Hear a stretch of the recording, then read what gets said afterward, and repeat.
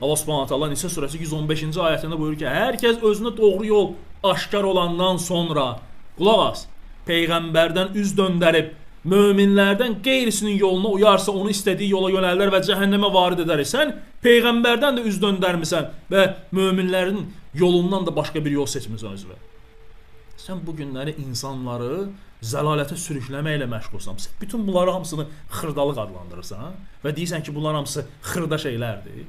Sən İslamın 5 dənə dayağı, İslamın 5 dənə sütun üzərində bina edilməsini, şəhadəti, namazı, orucu, zəkatı, həccin olmasını, bütün bunları hamısı inkar edirsən, rədd edirsən, deyirsən bunların heç biri İslam dinində yoxdur. Sən bunları hamısını xırdalıq adlandırırsan. Allahu Ekber. Sən deyirsən ki, insanlara təbliğat aparırsan ki, kim necə istəyir, hansı dildə istəyir namaz qıla bilər. Hər kəsin öz ana dilində də namaz qıla bilər. Sən deyirsən ki, insan, qadın gündəlik gəzdiyi paltarda o cümlədən Allahın qarşısına çıxıb namaz qıla bilər. Sən deyirsən ki, hicab əmri yoxdur İslam dinində. Yəni sən bütün bunları xırdalıq adlanır və sonra deyirsən ki, bizim dinimiz, bizim kitabımız, bizim peyğəmbərimiz və Allahımız birdir. Bizim Allahımız bizlərə əmr edir ki, Allahın kitabını gözəl bir şəkildə avazla oxumağa. Və sən isə avazı istehza edirsən, lağa qoyursan. Sən bütün bunları xırdalıq adlandırırsan. Allah Subhanahu taala mübarək kitabında buyurur ki, peyğəmbərə itaət edən şəxs şübhəsiz ki, Allaha itaət etmiş olur. Sən peyğəmbərə tabeçiliyi, itaəti inkar edirsən.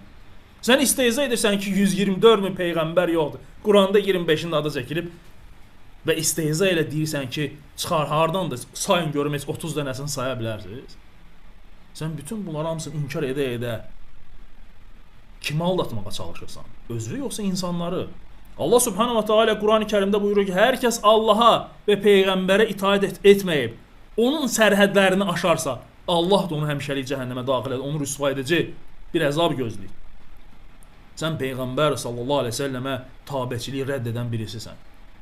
Sən çıxıb insanlara deyirsən ki, dəfn mərasimi İslam dinində, İslamın, Allahın və peyğəmbər əmri olaraq dəfn edilməsi, torpağa tapşırılması yoxdur.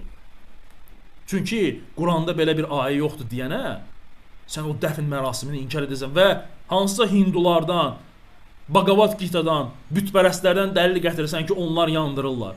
Ona görə də adətdir, kim necə istəyirsə o cürə də dəfn etsin. Allahu Ekber. Sən bunları hamısını xırdalıq sayırsan. Və deyirsən ki, bizim dinimiz, bizim kitabımız, bizim Allahımız, peyğəmbərimiz birdir. Əbədən. Sən deyirsən ki, Allah hər yerdədir. Mən deyirəm ki, Allah Subhanahu taala ərşin üzərində istiva edir. Necə bizim əqidəmiz, necə bizim mənhəcimiz bir ola bilər?